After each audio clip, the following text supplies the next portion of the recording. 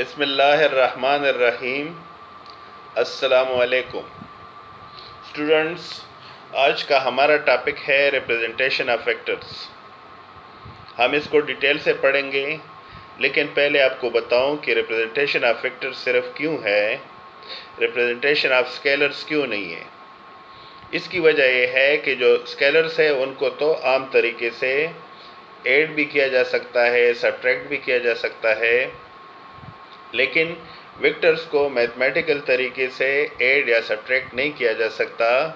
इनके लिए ख़ास रूल्स है। इसलिए अगर हमें दो या ज़्यादा वेक्टर्स दिए गए हों तो उनको ऐड करने से पहले हम उन वेक्टर्स को रिप्रेजेंट करेंगे।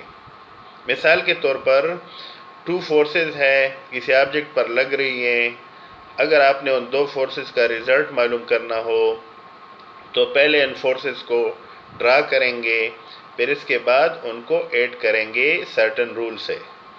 चूँकि वेक्टर्स को सिंपल मैथमेटिकल तरीके से ऐड या सब्ट्रैक्ट नहीं किया जा सकता, इसलिए हम वहाँ जाने से पहले रिप्रेजेंटेशन ऑफ वेक्टर्स पढ़ेंगे। जो vectors can be represented in two ways, यानी जो वेक्टर्स हैं उनको दो तरीक़ों से रिप्रेजेंट किया जा सकता है या दिखाया जा सकता है।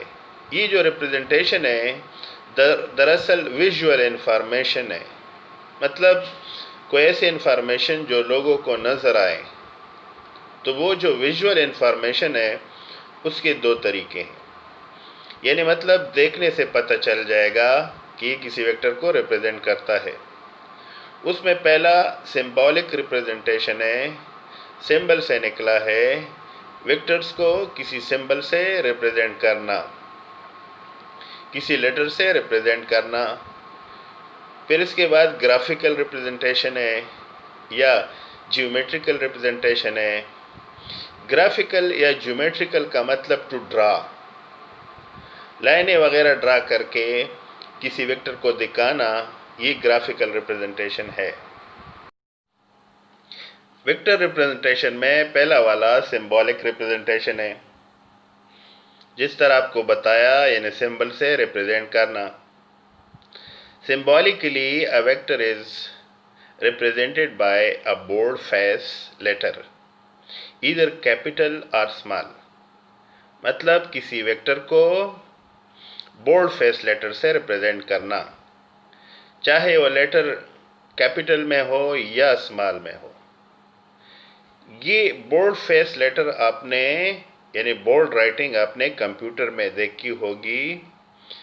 मिसाल के तौर पर ये ए है, ये बोल्ड फेस में लिखा गया है, कैपिटल ए। इसका मतलब अगर ये दिया हुआ हो तो ये किसी वेक्टर को रिप्रेजेंट करता है।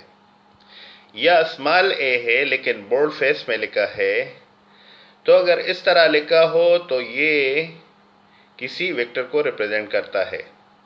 सो एक तरीका तो ये है, लेकिन ये वाला हमारे यहाँ ज़्यादा इस्तेमाल नहीं होता। हमारी इस बुक में ये दूसरा तरीका इस्तेमाल होता है। वो ये है, a vector is represented by a letter with an arrow over it.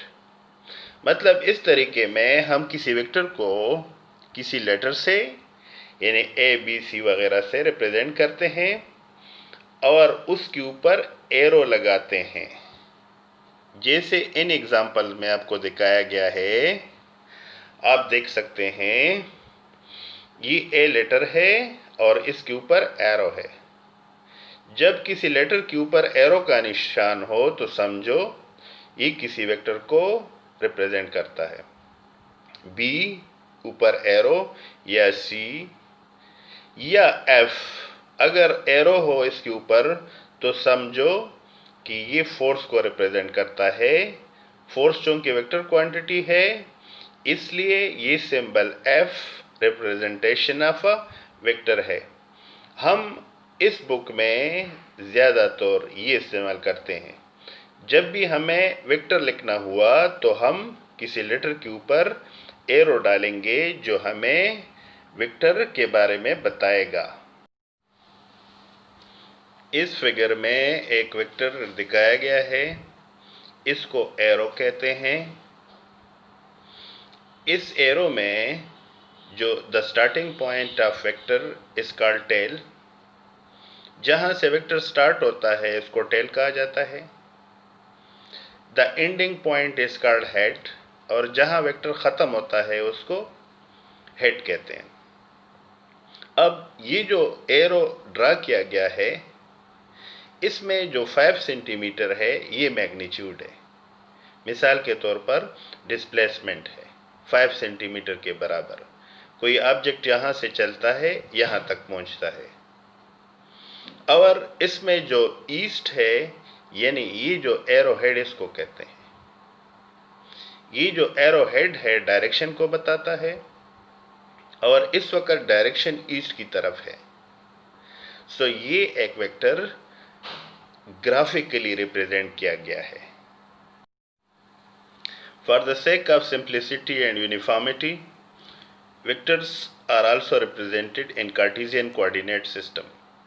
मतलब एक जैसा हो, आसानी हो, बुक में या कॉपी में चूँकि north south east west direction इतने इस्तेमाल नहीं किए जाते तो कार्टेशियन कोऑर्डिनेट सिस्टम इस्तेमाल किया जाता है।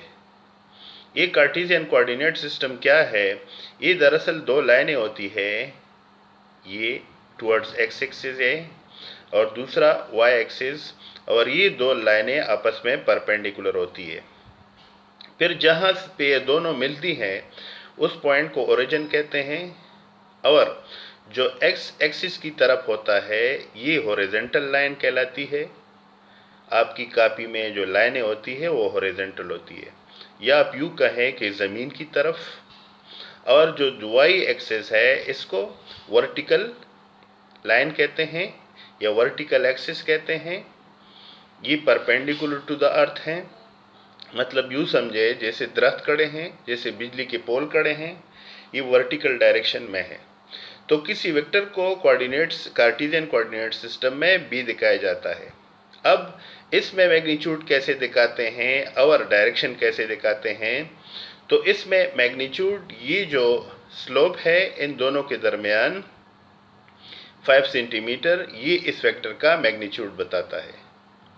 ये इसका स्टार्टिंग पॉइंट है, ये इसका एंड पॉइंट है, और ये जो 30 डिग्री एंगल है विद हॉरिजॉन्टल या विद एक्स एक्सिस, ये डायरेक्शन ऑफ वेक्टर बताता है। तो आगे जाके हम वेक्टर्स को अक्सर इस तरह के रिप्रेजेंटेशन से दिखाएंगे।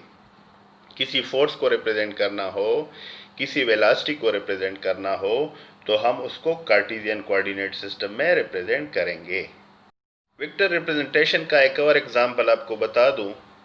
इधर दो वेक्टर्स दिखाए गए हैं और वो वेक्टर दरअसल फोर्सेस हैं। कोई गाड़ी है, दो लोग उसको रस्सी से खींच रहे हैं, पर्सन ए, पर्सन बी। आप इनके डायरेक्शंस भी देख रहे हैं, पर्सन बी इस तरफ खींच रहा है, पर्सन ए इस तरफ खींच रहा है। जो पर्सन ए है 20 न्यूटन फोर्स लगाता है और जो एक्स एक्सिस है उसके साथ 50 डिग्री एंगल बताता है। सो जो 50 डिग्री एंगल है ये दरअसल इस फोर्स की डायरेक्शन है, और ये जो पर्सन बी है ये एक्स एक्सिस की तरफ खींच रहा है। इसका मतलब है कि जो पर्सन बी है ये हॉरिजॉन्टल के साथ या एक्स एक्सिस के साथ ज़ीरो एंगल बना रहा है। अब अगर आप ये मालूम करना चाहें कि इन दोनों का यानी 20 न्यूटन फोर्स और 15 न्यूटन फोर्स का नेट रिजल्ट क्या आएगा, यानी इस गाड़ी पर टोटल फोर्स कितनी लगती है, इसको हम पहले रिप्रेजेंट करेंगे रिप्रेजेंटेशन ऑफ वेक्टर से। पहले हम किसी ख़ास स्केल के मुताबिक ये जो पर्सन ए वाला फोर्स है रिप्रेजेंट करेंगे। स्केल ये है कि अगर 5 न्यूटन फोर्स हो, चूँकि न्यूटन पेपर पे रिप्रेजेंट नहीं किया जा सकता इसलिए इसके लिए हम स्केल लेंगे। मतलब अगर 5 न्यूटन फोर्स हो तो उसको 1 सेंटीमीटर के बराबर ड्रा करेंगे। सो ये जो डायग्राम है इसमें सबसे पहले आप देख लें कि जो पर्सन ए वाला फोर्स है जो कि 20 न्यूटन है, इस स्केल के मुताबिक 4 सेंटीमीटर आएगा। तो हम 4 सेंटीमीटर लाइन ओरिजिन से स्टार्ट करके ड्रा करते हैं। और ये इस तरह ड्रा करेंगे कि इस एक्सिस के साथ ये एंगल बनाएगा 50 डिग्री। फिर जो दूसरा वाला फोर्स है सेकंड पर्सन वाला जो कि 15 न्यूटन है, उसके लिए हम 3 सेंटीमीटर लाइन ड्रा करते हैं, यानी पहले वाले वेक्टर के हेड के साथ। लेकिन ये जो लाइन है ये एक्स एक्सिस की तरफ है, इसलिए हमने इस फिगर में दो वेक्टर्स को इन लाइन से रिप्रेजेंट कर लिया। अब अगर आप चाहें कि इन दोनों का नेट या टोटल कितना होगा, तो हम पहले वाले के टेल से जो दूसरा वेक्टर है उसके हेड से मिलाएंगे। ये जो वेक्टर आएगा ये इन दोनों का रिजल्ट है और ये एंगल बनाएगा, इसलिए वेक्टर्स को रिप्रेजेंट करना ज़रूरी है। एक और एग्जांपल में अल खालिद टैंक दिखाया गया है। ये पाकिस्तान और चाइना दोनों ने मिलके बनाया है। ये ओरिजिन से 50 मीटर चलता है और जो एंगल है 30 डिग्री नॉर्थ ऑफ ईस्ट बनाता है। अब इस 50 मीटर डिस्टेंस कवर्ड को और उसके साथ 30 degree north of east angle को कैसे हम रिप्रेजेंट करेंगे। इस डायग्राम में जो अल खालिद टैंक है उसका डिस्टेंस कवर्ड 50 मीटर और फिर उसका angle 30 degree north of east या फ्रॉम ईस्ट टुवर्ड्स नॉर्थ इधर दिखाया गया है। उसके लिए पहले स्केल लिया गया है, चूंकि 50 मीटर बहुत ज़्यादा फासला है, इस पेपर पर नहीं आ सकता। कभी कभार ऐसा भी होता है जब बड़ा डिस्टेंस हो तो उसको हम छोटा करके रिप्रेजेंट करते हैं। 1 सेंटीमीटर 10 मीटर के बराबर लेंगे और 5 सेंटीमीटर 50 मीटर के बराबर होगा। इसलिए हम 50 मीटर यानी equal to 5 centimetre length line draw करेंगे ओरिजिन से शुरू करके और 30 डिग्री एंगल रखेंगे from east towards north. So ये जो वेक्टर है या एरो है ये अल खालिद टैंक के डिस्प्लेसमेंट को बताता है। Steps to represent vector in coordinate system. Coordinate system में किसी वेक्टर को रिप्रेजेंट करने के लिए कौन से स्टेप करने पड़ते हैं। सबसे पहला वाला स्टेप है ड्रा कोऑर्डिनेट सिस्टम। आपको बताया एक्स एक्सिस की तरफ लाइन ड्रा करके फिर परपेंडिकुलर एक और लाइन वाई की तरफ ड्रा करके एक तरफ एक्स एक्सिस लिख के और फिर ओरिजिन और फिर वाई एक्सिस। दूसरा select suitable scale. Suitable scale लेना ज़रूरी है, कभी कभार लेंथ बहुत ज़्यादा होती है उसको छोटा करके लिखते हैं। ये जो सूटेबल स्केल है ये अक्सर हम मैप में भी लेते हैं। आप जानते हैं दुनिया का नक्शा, दुनिया कितना उसका बड़ा होता है, लेकिन उसका जो नक्शा है एक पेपर पर आ जाता है। इसी तरह से अगर आप घर बनाते हैं तो उसके लिए नक्शा एक पेपर पर आता है। घर तो बड़ा होता है लेकिन किसी ख़ास स्केल के मुताबिक नक्शा बनाया जाता है। इसलिए रिप्रेजेंटेशन ऑफ वेक्टर में सूटेबल स्केल लेना ज़रूरी है। फिर इसके बाद draw line according to the suitable scale. जो आपको बताया है वेक्टर किसी सूटेबल स्केल के मुताबिक लाइन आप ड्रा करें और पुट एरो हेड, इसका मतलब स्टार्टिंग पॉइंट और एक तरफ एरो हेड डाल दें। आप जानते हैं एरो हेड हमें डायरेक्शन बताता है और उसकी जो मैग्नीट्यूड लाइन की है वो हमें उस वेक्टर का, उसकी जो लेंथ है सारी उस लाइन का उस वेक्टर का मैग्नीट्यूड बताता है।